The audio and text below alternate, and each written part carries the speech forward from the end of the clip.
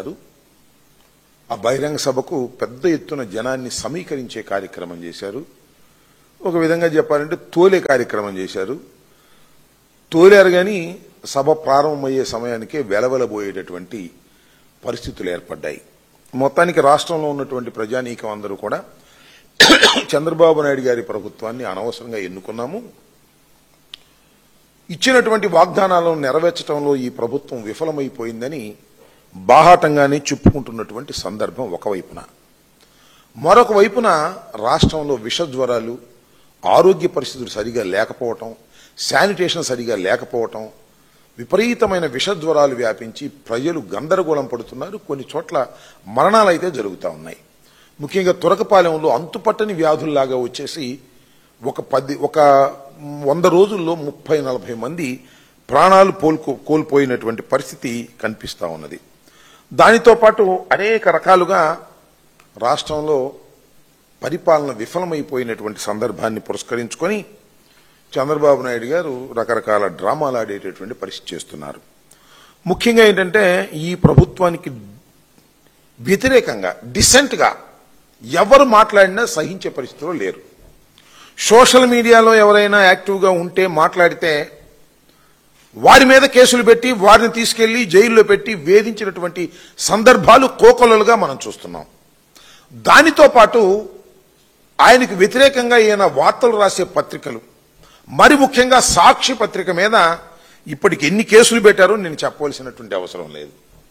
సాక్షి editor మీద సుమారుగా 7 కేసులు పెట్టి బెదిరించేటటువంటి కార్యక్రమాలు చేస్తున్నారు. అంటే తమ పరిపాలనకు డబ్బా కొట్టేవారు తప్ప తమ పరిపాలన బాగోదు అంటే మాత్రం ఊరుకునేటటువంటి పరిస్థితిలో లేకోకుండా చట్టాలను వక్రీకరించి తమ చేతుల్లోకి తీసుకొని పోలీసు యంత్రాంగాన్ని అంతా కూడా ఉపయోగించుకొని ఒక హెరాస్మెంట్ చేయాలనేటువంటి పరిస్థితి ఇవాళ రాష్ట్రంలో చంద్రబాబు నాయుడు గారు చేస్తున్నటువంటి విషయాన్ని నేను ప్రత్యేకంగా చెప్పవలసినటువంటి అవసరం లేదు.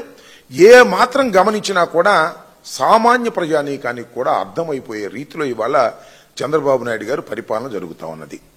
కేవలం పూర్తిగా పరిపాలన విఫలమైపోయి ఇంకా దాన్ని డైవర్ట్ చేసేటటువంటి కార్యక్రమాలు చాలా సందర్భాల్లో చేస్తున్నారు. ఇంక దీని గురించి చెప్పాలి మీరు. దా కోవలోకి చెందిందే, అలాంటి కేసుల్లోకి చెందిందే లిక్కర్ కేసు. అసలు ఈ లిక్కర్ కేసు ఏంటో ఎవడికి అర్థం కాల. అబద్దాల పునాదుల మీద ప్రారంభించాడు చంద్రబాబు నాయుడు గారు. ఈ లిక్కర్ కేసు ఎంత విచిత్రమైందంటే పుష్పక విమానం లాంటిది. ఎంతమందినైనా ముద్దాయిలుగా పెట్టండి, ఇంకెద్దరు ఖాళీ ఉంటుంది, ఒకలో ఖాళీ ఉంటుంది.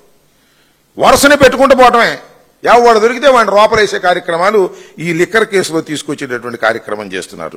చాలా అన్యాయమైనటువంటి కార్యక్రమం. 2024 సెప్టెంబర్లో ఈ వ్యవహారాన్ని ప్రారంభించారు. కేసు పెట్టడం, ఆధారాలు సేకరించడం. దీనికి సిట్ స్పెషల్ ఇన్వెస్టిగేషన్ టీం అనేదాన్ని ఒకదాన్ని వేశారు. వాళ్ళు ఇన్వెస్టిగేషన్ చేస్తూనే ఉన్నారు. ఒకవైపున అరెస్టులు చేస్తున్నారు, ఒకవైపున ఇన్వెస్టిగేషన్ చేస్తున్నారు. కొంతమందిని అరెస్ట్ చేస్తున్నారు, కొంతమందిని అరెస్ట్ చేస్తామని బెదిరిస్తున్నారు. ఇది జరుగుతున్నటువంటి అంశం. నిన్న చూసాం, మన సునీల్ జగన్మోహన్ రెడ్డి గారి కజిన్, సమీప బంధువు, ఆయన ఇళ్లలో సోదాలు చేశారు, ఆఫీసులో సోదాలు చేశారు. అక్కడ హార్డ్ డిస్కులు దొరికాయంట. దొరకవా మరి? కంప్యూటర్లు దొరికాయంట, కీలకమైన ఆధారాలు దొరికాయంట. ప్రతి కేసులో ఇదే. సిట్టు విచారణ చేయటమో, సిట్టు యొక్క దాడులు జరిగితే విచారించటమో, లేకపోతే సోదాలు చేయటంలోనే చాలా కీలకమైన ఆధారాలు దొరికాయి. ఒక పెద్ద స్టంటు, ఒక కథ, ఒక కల్పితమైన కథ నడిపేటటువంటి కార్యక్రమం చేస్తున్నారు. మీరు అందరూ చూశారు కూడా. కేసిరెడ్డి వ్యవహారంలో 11 కోట్ల రూపాయలు సీజ్ చేశామన్నారు. ఈ 11 కోట్ల రూపాయలు ఎక్కడివి, ఏమిటి అని కోర్టు ద్వారా పిటిషన్ పెట్టి అడిగితే తెల్లముఖం వేశారు. ఎక్కడో చెప్పలేనటువంటి పరిస్థితి. అంత కట్టుకథ అనేది చాలా క్లియర్గా అర్థమైపోతున్నటువంటి అంశాలు మనం చూస్తున్నాం. అంతేకాదు, మీరు రాష్ట్ర ప్రజానీకం కానీ, మేధావులు కానీ, న్యాయ నిపుణులు కానీ ఆలోచించదగినటువంటి ఒక కీలకమైన పరిణామాన్ని మనం చూసాం. అదేంటంటే షార్ట్ షీట్ ఫైల్ చేయలేకపోయారు. ఫైల్ చేశారు, అన్ని తప్పులు దడకే. జడ్జి గారు ఇది ఏమిటి, దీని మీద కొన్ని సమాధానాలు చెప్పండి అని తిప్పి పంపిస్తే మళ్ళీ తిరిగి లేదు. ఈ నోట్లు ఎక్కడే అంటే తిరిగి సమాధానం లేదు. అంటే దీన్ని బట్టి అర్థమవుతుంది ఏంటి, నేరారోపణ చేశారు కానీ దానికి సంబంధించినటువంటి ఆధారాలను సమీకరించడంలో మాత్రం పూర్తిగా సిట్ విఫలమైపోయింది. చంద్రబాబు నాయుడు గారు ఏం చెబితే అది చేసేటటువంటి పరిస్థితి. మొన్న ఈ మధ్యన మా మీద కూడా లిక్కర్ కేసులో, ట్రాన్స్పోర్ట్ కేసులో అంట, అంబటి రాంబాబు, ఆ నాగేశ్వరరావు గారి అబ్బాయి, లేకపోతే ఆ విజయేందర్ రెడ్డి, ఆ కేతిరెడ్డి వర్షం రాసేస్తున్నారు. ఎవడ మీద కోపం ఉంటే, ఎవడ ప్రెస్లో మాట్లాడితే వాడికి ఈ లంగర్ తిప్పేస్తున్నారు, పడవ తిప్పేసి ఖచ్చితంగా మా ఇంటికి వచ్చేసింది అనమాట ఇన్వెస్టిగేషన్ కోసం. ఏంది నాకు అర్థం కాల. ఆధారాలు లేకోకుండా కేవలం పొలిటికల్ వెండేటాతో కేసులు పెట్టి వేధించాలనేటువంటి ప్రయత్నం చేయటం చాలా దురదృష్టకరం. ఏదైనా ఒక ఇష్యూ వచ్చిందనుకో, దాన్ని డైవర్ట్ చేయడం కోసం సిట్టు విచారణకు పిలిచింది కొంతమందిని. నాకు చాలా ఆశ్చర్యం వేసింది ఏంటంటే, సిట్టు వెళ్లి సోదాలు చేస్తుంది, లేదా దానిలో ముద్దాయిల దగ్గర నుంచి ఫోను తీసుకుంటుంది, ఆ ఫోన్లో నుంచి కొన్ని నెంబర్లు తీసుకుంటుంది, ఆ నెంబర్లోనే పిలుస్తుంటారు. చివరికి ఎలాంటి చేస్తున్నారంటే, మనం బాత్రూమ్ కడగడానికి కూడా నెంబర్లు పెట్టుకుంటామే, వాళ్ళని కూడా పిలుస్తున్నారు, లేదా డ్రైవర్ని వాళ్ళని కూడా పిలుస్తున్నారు, పిలిచి వాళ్ళని విచారిస్తున్నారు. ఇంత దౌర్భాగ్యంగా ఉంది సిట్ యొక్క విచారణ. ఇలాంటి దౌర్భాగ్యమైనటువంటి విచారణలు చేసి ఏదో ఉంది దీనిలో అనేటువంటి భావన కలిగించటం కోసం ప్రయత్నం చేస్తున్నారు తప్ప ఎక్కడా కూడా సరైనటువంటి ఆధారాలు సేకరించడంలో పూర్తిగా విఫలమైపోయినటువంటి ఈ స్పెషల్ ఇన్వెస్టిగేషన్ టీముని ఏమనాలో అర్థం కానటువంటి పరిస్థితి కనిపిస్తా ఉంది. ఈ రాష్ట్రంలో ఎరువులు లేవు. ఇవాళ ఎరువులు లేక గందరగోళ పడుతుంటే రాష్ట్ర ప్రజానీకం, రైతాంగం ఎక్కడైనా సరే తెలుగుదేశం వాళ్ళు కనపడితే అసలు మీరు మాకు ఎరువులు సప్లై చేయలేకపోతున్నాం, రైతులు తిరగబడతా ఉంటే మధ్యలో తీసుకొచ్చి ఈ సిట్ ఇన్వెస్టిగేషన్ గురించి మాట్లాడేటువంటి పరిస్థితి చేస్తారు. ఈ సిట్ ఇన్వెస్టిగేషన్ లో ఇద్దరు ప్రధానమైనటువంటి ఇన్వెస్టిగేటర్స్ ఉన్నారు. వాళ్ళు ఎవరంటే, ఒకటి ఆంధ్రజ్యోతి, రెండు ఈనాడు. ఫ్రంట్ పేజీలు రాసేస్తారు. ఏయో దొరికాయి, ఏదో గందరగోళం అయిపోయింది, కీలకమైన ఆధారాలు దొరికాయి, డబ్బులు దొరికాయి, గాడిద గుడ్డు దొరికాయి, ఇవన్నీ కథలు రాస్తారు. ఈ కథల ప్రకారం వాళ్ళు ఛార్జ్షీట్ పడేస్తారంటే ఛార్జ్షీట్ పడే విధానంలో ఈ కథలు ఏమి ఉండలేదు. ఒక లోపభూయిష్టమైనటువంటి కేసుగా తయారైంది. ఇది అద్భుతమైన ఒక కల్పిత కథ అని చెప్పడానికి నేను ప్రత్యేకంగా చెప్పవలసిన అవసరం లేదు. ఈ సిట్ ఇన్వెస్టిగేషన్ ప్రారంభమైన దగ్గర నుంచి ఇప్పటిదాకా జరుగుతున్నటువంటి వ్యవహారాలు గాని, అరెస్టులు గాని, అరెస్ట్ చేసిన తర్వాత బెయిల్ ఇస్తున్న తీరు గాని, ఆ తర్వాత వీళ్ళు ఇన్వెస్టిగేషన్ టీం సంబంధించిన వాళ్ళు ఛార్జ్షీట్ పడేస్తే ఆ ఛార్జ్షీట్ ను గురించి ప్రశ్నిస్తున్నటువంటి విషయాలు కానీ, ఆ ఛార్జ్షీట్ రిటర్న్ అయితే మళ్ళా తిరిగి సరైన సమయంలో పెట్టలేకపోవటం కానివ్వండి, లేదు ఈ 11 కోట్ల రూపాయలు ఎక్కడి నుంచి వచ్చాయి, ఎలా తీసుకొచ్చారు, దీని నెంబర్లేంటి, వీటి చెస్ట్ లో కలపకండి అని చెబితే దానికి సమాధానం చెప్పలేనటువంటి పరిస్థితుల్లో ఇవాళ ఏదైతే విచారణ ఇన్వెస్టిగేషన్ డిపార్ట్మెంట్ ఉందో అది పిల్లి గంతులు వేస్తూ కుప్పగంతులు వేస్తూ చేస్తున్నటువంటి విధానం చూస్తుంటే సిట్ అనేది ఒక అద్భుతమైన కథని, అది చంద్రబాబు నాయుడు గారు, లోకేష్ గారు అల్లిన కథకి రూపకల్పన చేసేటటువంటి ప్రయత్నంలో ఉంది తప్ప వాస్తవాలను బయటకు తీసుకొచ్చేటటువంటి కార్యక్రమంలో లేకపోవటం చాలా దురదృష్టకరం.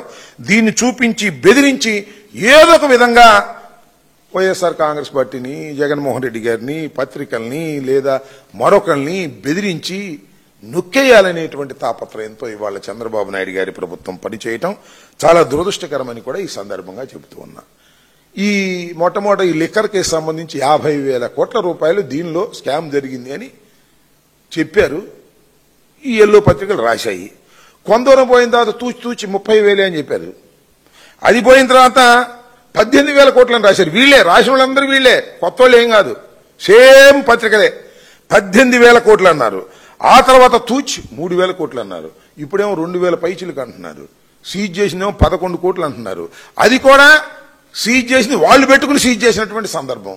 ఎందుకంటే మనీ రికవరీ ఎక్కడూ లేదు కదా అని కోర్టులు అడుగుతున్నాయనేటువంటి ఉద్దేశంతో మనీ రికవర్ చేసినట్టుగా 11 కోట్ల రూపాయలు ఎక్కడెక్కడో తీసుకొచ్చి పెట్టి చేశారు. దానికి నిరూపణ లేకోకుండా ఈ విధంగా నానా హంగామా చేసేటటువంటి కార్యక్రమం చేస్తున్నారు. నేను ఈ సందర్భంగా చెప్పదలుచుకున్నది ఏంటంటే, ఈ ఇన్వెస్టిగేషన్ మీద లేదా ఈ లిక్కర్ కేసు మీద నేను స్వయంగా 3 ఎపిసోడ్లు చేసి నేను రిలీజ్ చేశాను వాట్సాప్లో, అలా యూట్యూబ్లో. ఆ లింక్ కూడా నేను నా ట్విట్టర్ అకౌంట్లో పెట్టేటటువంటి ప్రయత్నం చేస్తాను. దాంతోపాటు వైఎస్ఆర్ కాంగ్రెస్ పార్టీ రిలీజ్ చేసినటువంటి ఒక డాక్యుమెంట్ కూడా పెడతాను. దీన్ని మరొకసారి ప్రజలు ఇంట్రెస్ట్ ఉన్న ప్రజానీకం తెలుసుకోవాలి, చూడాలి అని కూడా ఈ సందర్భంగా నేను మనవి చేస్తున్నాను. ఎందుకంటే ఒక అద్భుతమైన, ఒక అసత్యమైనటువంటి కథనాన్ని అల్లి జగన్మోహన్ రెడ్డి గారిని, వైఎస్ఆర్ కాంగ్రెస్ పార్టీని ఇరికించాలి, అందరినీ కేసుల్లో పెట్టాలి, అందరినీ జైల్లో పెట్టాలి, అందరినీ కేసుల్లో పెట్టి జైల్లో పెడితే భయపడిపోతారు, భయపడిపోతే మా ఇష్టం వచ్చినట్టుగా పరిపాలన చేసుకోవాలనేటువంటి ఒక నీచమైన రాజకీయ కుట్రతో ప్రారంభమైనటువంటి కేసే ఈ లిక్కర్ కేసు. అందువల్ల దాని గురించి మేము చాలా సందర్భాల్లో చెప్పాం. సూటిగా అనేక ప్రశ్నలు ఇన్వెస్టిగేషన్ టీంని అడిగాం, ఈ ప్రభుత్వాన్ని అడిగాం. ఒక్కదానికి కూడా సరైనటువంటి సమాధానం చెప్పలేనటువంటి పరిస్థితుల్లో ఇవాళ ఈ ప్రభుత్వ యంత్రాంగం ఉంది. కేవలం కక్ష సాధింపు ధోరణితో మాత్రమే ఈ కేసుని నడుపుతా ఉన్నారు. కాసేపేమో జగన్మోహన్ రెడ్డి గారి బంధువులు అంటారు, కాసేపేమో చెవిరెడ్డి అంటారు, కాసేపేమో మరొకరు అంటారు. అందరినీ వాళ్ళని అరెస్ట్ చేస్తాం, వీళ్ళని అరెస్ట్ చేస్తామని బెదిరించే కార్యక్రమాలు చేసేటటువంటి పరిస్థితుల్లో ఇవాళ ఈ రాష్ట్ర ప్రభుత్వం దిగజారి రాజకీయ కక్షలు సాధించడం కోసం ఈ లిక్కర్ కేసును ఉపయోగించుకునే దశకు వెళుతుంది. దీన్ని ప్రజలు గమనించాలని నిన్న చూశాను. ఇవాళంతా ఫ్రంట్ పేజీలు అదే. ఈనాడు, ఆంధ్రజ్యోతిలో ఫ్రంట్ పేజీలు ఏంటంటే మరి సునీల్ ఇంటి మీద దాడి చేశారు, ఒకే సమయంలో విశాఖపట్నంలోనూ అక్కడ ఇక్కడ దాడులు జరిగాయి, కీలకమైన ఆధారాలు దొరికాయి, డిస్కులు దొరికాయి, కంప్యూటర్లు దొరికాయి, ఒకే అడ్రస్ మీద 2 కంపెనీలు ఉన్నాయి. ఉండవా? రామోజీరావు కంపెనీలు ఒకే అడ్రస్ మీద 2-3 లేవా? వాళ్ళ దాడి చేస్తే రామోజీరావు గారి కంపెనీల మీద దాడి చేస్తేనో, చంద్రబాబు నాయుడు గారి కంపెనీల మీద దాడి చేస్తే డిస్కులు దొరకవా, కంప్యూటర్లు దొరకవా? ఏది నాకు అర్థం కాలే. డిస్కులు, కంప్యూటర్లు దొరికాయంటే ఏదో పెద్ద కీలకమైన ఆధారాలు దొరికిపోయాయనేటువంటి పద్ధతుల్లో వ్యవహరిస్తూ ఉన్నారు. కేవలం మసిపూసి మారేడికాయ చేసి మమ్మల్ని దోషులుగా చిత్రీకరించాలనేటువంటి ఒక దురుద్దేశంతో ఇవాళ ఈ రాష్ట్ర ప్రభుత్వం, చంద్రబాబు నాయుడు గారు, లోకేష్ గారు ప్రయత్నం చేయటం చాలా దురదృష్టకరం. ఒక్కటే అడుగుతా ఉన్నా, జగన్మోహన్ రెడ్డి గారి పరిపాలనలో లిక్కర్ మీద ఒక ప్రత్యేకమైన శ్రద్ధ చూపించాం. లిక్కర్ వాడకం తగ్గించాలనేటువంటి ప్రయత్నం చేశాం. లిక్కరు, మంచి లిక్కర్ అందించాలనేటువంటి ప్రయత్నం చేశాం. నాకు తెలియగలుగుతానండి, మద్యాన్ని ప్రభుత్వం అమ్మితే అక్కడ స్కామ్ ఎట్లా జరిగింది? నాకు తెలియగలుగుతున్నా. మద్యాన్ని ప్రభుత్వం అమ్మితే స్కామ్ జరగదు, మద్యాన్ని నియంత్రిస్తే స్కామ్ జరగదు. విక్రయాలు తగ్గించాం, పెంచలేదే మేము. విక్రయాలన్నీ కూడా తగ్గించేటువంటి కార్యక్రమం చేస్తే స్కామ్ జరిగిందంటారు. అడ్డగోలు వ్యవహారంగా ఇవాళ చేస్తున్నారు. అదేమంటే లిక్కర్ వ్యవహారంలో కొంత ప్రజల్లో వ్యతిరేకత వచ్చిందనేటువంటి భావన తీసుకొచ్చేటువంటి కార్యక్రమం చేస్తున్నారు. ఇది చాలా దురదృష్టకరమైనటువంటి పరిణామం. వైఎస్ఆర్ కాంగ్రెస్ పార్టీ అధికారంలో ఉన్నప్పుడు లిక్కర్ని కంట్రోల్ చేయాలని, తక్కువ లిక్కర్ని వాడే విధంగా ప్రజలకు చెప్పాలనేటువంటి సదుద్దేశంతో పనిచేసినటువంటి ప్రభుత్వాన్ని ఇవాళ లిక్కర్ స్కామ్ వల్ల ఈ ప్రభుత్వం అనేక వేల కోట్లు దోచుకుందనేటువంటి పరిస్థితిని తీసుకొస్తున్నారు. ఇవాళ నిజంగా జరుగుతూ ఉంది లిక్కర్ స్కామ్ అని కూడా మనం చేస్తున్నాం. ఇవాళ ప్రైవేటీకరణ చేసి వందల వేల కోట్ల రూపాయలు దండుకునేటటువంటి కార్యక్రమం ఇవాళ నారా చంద్రబాబు నాయుడు గారు చేస్తున్నారు. మీ అందరికీ గుర్తుండే ఉంటుంది, చంద్రబాబు నాయుడు గారు గత ప్రభుత్వంలో కూడా జరిగినటువంటి అనేక స్కామ్స్ మీద లిక్కర్ కేసు కూడా చంద్రబాబు నాయుడు గారి మీద ఉంది.